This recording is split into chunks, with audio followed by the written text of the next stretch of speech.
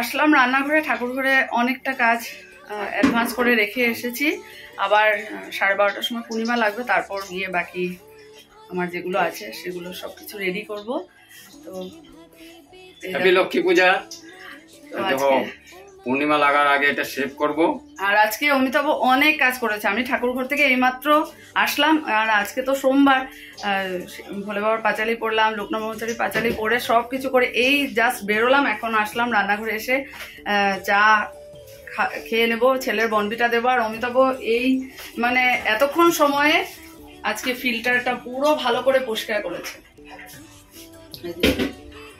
একদম পুরো top to bottom. তারপর রান্নাঘরে বালতি সুন্দর করে মেজে এখন জল আনা হবে। আর আজকে সত্যি অনেকটা মানে এত পরিষ্কার লাগছে, ফিল্টারের ক্যান্ডেলগুলো হয় না সব সময়। তো আজকে বললো না, যখন লেগেছে প্রায় 2-2.5 ঘন্টার উপর অমিতাভ এগুলোই করছিল। তো এখন জল আনবে, তারপর অমিতাভ ব্রেকফাস্ট করবে, করে তারপরে কাজে বেরোবে। আমি ওইদিকে করে নিই একটু সব কিছু রেডি করে।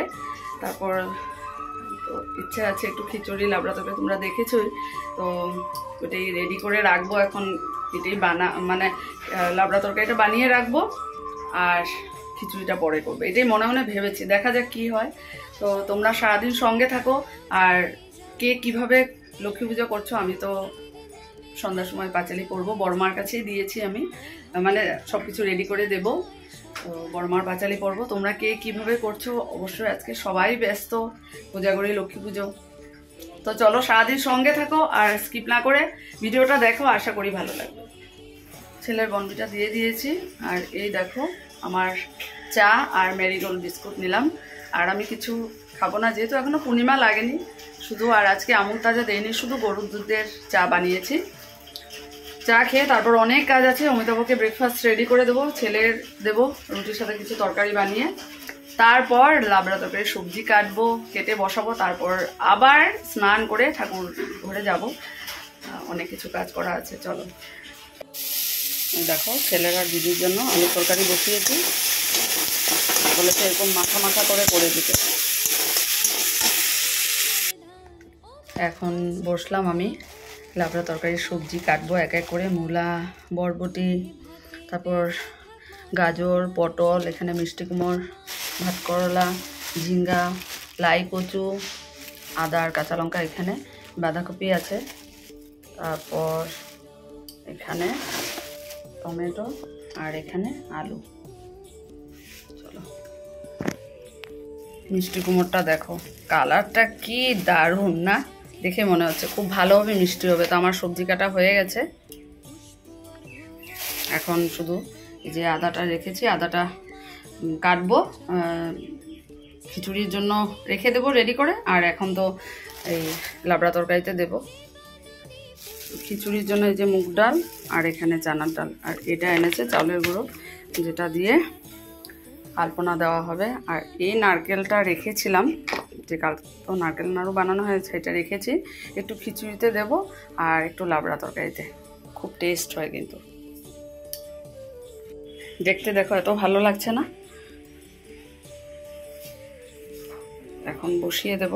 আর আজকে না কারেন্ট নেই, অনেকক্ষণ হয়েছে আজকে, মানে প্রায় 2-3 ঘন্টা হবে কারেন্টে। কোথাও গাছ মানে কাটছে, যার জন্য লাইনটা অফ করে রেখেছে। আর এদিকে অমিতাভ এত সুন্দর করে সব কিছু পরিষ্কার করলো, জলটাই ভরা হয়নি, কারণ জলটা ভরতেই যাবে, মোটরে সুইচটা দেবে, তখনই লাইনটা চলে গেল। তো চলো তরকারিটা বসিয়ে দিই।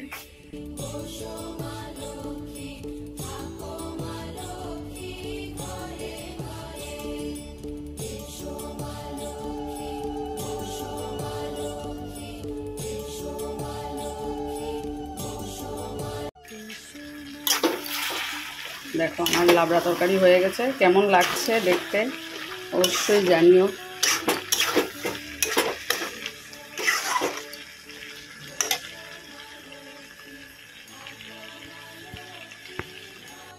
রান্নাঘরের কাজ কমপ্লিট করে চলে আসলাম ঠাকুর ঘরে। বাকি পুজোর কাজ এখন করবো। এখন ফুল দেবো, লুচি সুজি বানাবো, কালকে তো নাড়ু কড়াই আছে, ফল কেটে দেবো, অনেক কাজ। চলো সঙ্গে থাকো আর দেখতে থাকো কীভাবে পুজোর আয়োজনটা করি।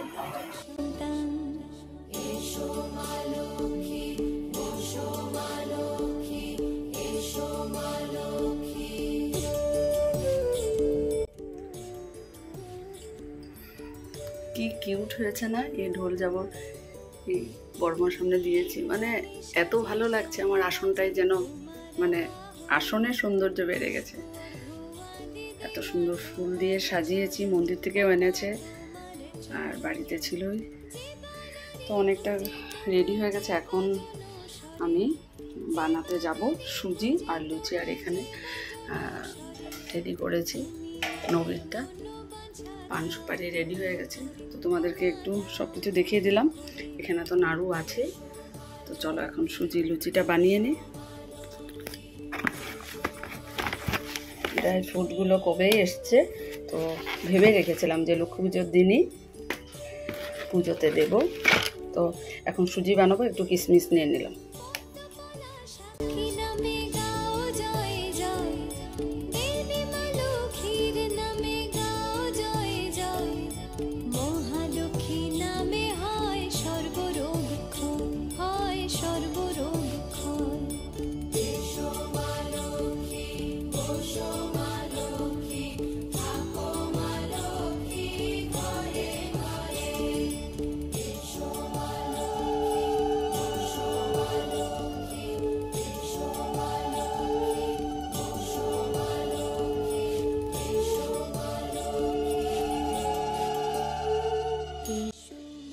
পুজোর সব কিছু রেডি।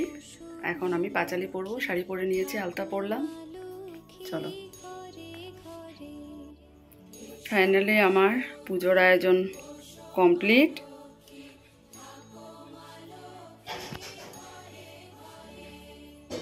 এখন আমি পাঁচালি পরব।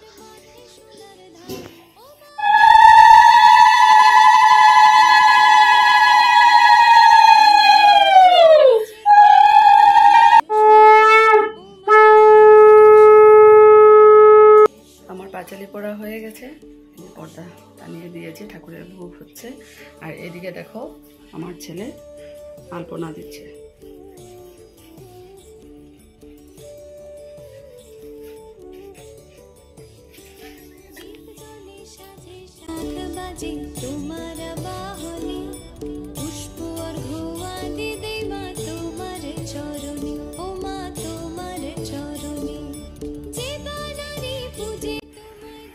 এই উপাস ভাঙলাম ঠাকুরের চরণামৃতকে। আর এই যে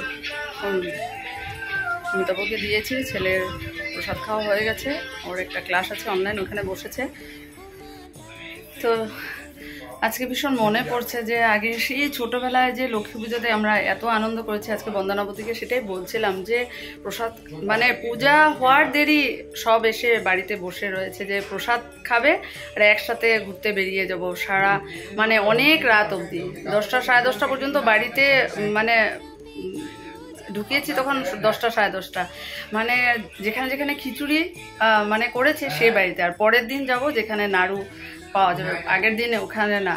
মানে এইভাবে আমরা ফুর্তি করেছি, এত আনন্দ করেছি, মানে সেই দিন ঘুরে আসবে না। এখন সেই নেই, আমরা নিজেরাই প্রসাদ খাচ্ছি, কাউকে দেওয়ার মতো নেই। এখন বাড়িতে আর কেউ আসে না, আগে নেমন্তন্ন করতে হয়নি, বাড়িতে চলে এসেছে। আর আমরা যে এত ফুর্তি করেছি, এত আনন্দ, মানে পুজো হয়েছে, মা পুজো করার পর বেরিয়ে চলে গেছি, মানে সারা পাড়া ঘুরেছি, সেই কত রাত অবধি আমরা বাইরে। মানে তখনের সত্যি বহুত আনন্দ, অনেক আনন্দ। দিনগুলো ভীষণ মিস করছি। আর বাইরে চলে যেতাম, বাবা মা বলতো কি রে তোর এখনো শেষ হয়নি প্রসাদ খাওয়া।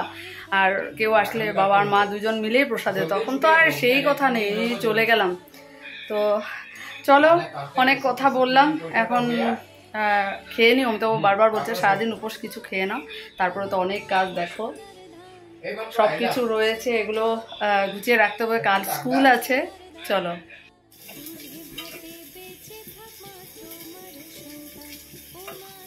দেখো খিচুড়ি আর এই হলো তরকারি।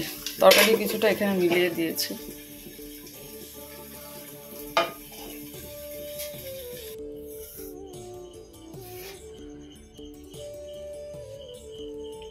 চলো দিয়ে নিয়েছি খিচুড়ি লাবড়া তরকারি, দেখি কেমন হয়েছে। অমিতাভকে দিয়েছি, বললো ভালোই হয়েছে। আমার ভালো লাগছে না, খাওয়ার খুব একটা ইচ্ছে নেই, কারণ উপাস ভাঙার পরে না ফল টল খেয়েছি, প্রসাদ পেট মানে ভর্তি হয়ে গেছে, জল খেয়েছি, ব্যাস খাওয়ার ইচ্ছে নেই। তবুও বানিয়েছি, যখন একটু খেয়ে টেস্ট করে দেখি। আর ঘুমিয়ে পড়ি তাড়াতাড়ি, ভীষণই ঘুম পাচ্ছে। খিচুড়ি লাবড়া তরকারি ভালোই খেয়েছি। ভাবছিলাম কখন খাবো, কিন্তু খুব একটা বেশি খেতে পারিনি, কারণ কিছুক্ষণ আগেই ঠাকুরের প্রসাদ নিয়েছি প্লেট ভর্তি করে, তো পেটটাও ভর্তি হয়ে গেছে। অমিতাভ সেটাই বলছে, আর আমি তো সারাদিন উপোস ভেঙে তখন আর বেশি খাওয়া যায় না, রয়ে গেছে, কাল খাবো। আর ভাবছি কাল স্কুলে নিয়ে যাব, সবার জন্য একটু প্রসাদ নেব, ভালো লাগবে, মিষ্টিও থাকবে, ফল প্রসাদ, সুজি, লুচি, আর সাথে খিচুড়ি নিয়ে যাবো, ভালো হবে। তো অমিতাভ বললো তুমি ডিসপোজেবল প্লেট কিনে নিয়ে যেও, তাহলে সবাইকে দিতে সুবিধা হবে। ভাবলাম না, এটা ঠিক কথাই বলেছে। তো এগুলো রেডি করতে অনেকটা সময় লাগবে, দেখা যাক, যদি হয়ে যায় মধুমিতাতে যাবো, নাহলে সাবরিনে যেতে হবে, কারণ অনেক কাজ ঠাকুর ঘরেরও রয়েছে। তবে যেগুলো বাসন, যেগুলো ম্যাক্সিমাম বেরিয়েছিল বাসন, আমি সেগুলো ধুয়ে দিয়েছিলাম, শুকিয়ে উঠিয়েও রেখে দিয়েছি। এটা আমার প্রতিবারের অভ্যাস, যে যতক্ষণ না পর্যন্ত সেগুলোকে মানে শিডিউলভাবে রাখতে পারছি, আমার মানে শান্তি হয় না আর কি। তো সেগুলো ঠিক করে রেখে দিয়েছি, আর দুই একটা রয়েছে, তো এটাই আর কি। আর অমিতাভর জন্য দেখো আজকে রেডি করে রেখে দিলাম, যে এখানে আছে ফল প্রসাদ রেখেছি, আর সুজি লুচি, একটু মিষ্টি দিলাম। বললো আর লাগবে না, ড্রাই ফ্রুটসও বলেছিলাম, নারকেলের নাড়ু বললাম, বললো আর লাগবে না। তো নারকেলের নাড়ুটা সত্যি খুব ভালো হয়েছে, বৌদিও বললো পুরো সাদা হয়েছে, খেতে খুব টেস্টি হয়েছে, সত্যি ভালো হয়েছে।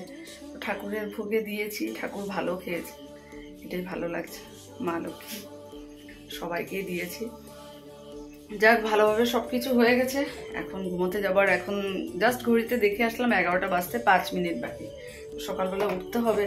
আর পূর্ণিমা কাল 9টার পরে ছাড়বে ঠাকুর ঘরে, আমি ঠাকুর পুজো দেবো সব কিছু ঠিক করে।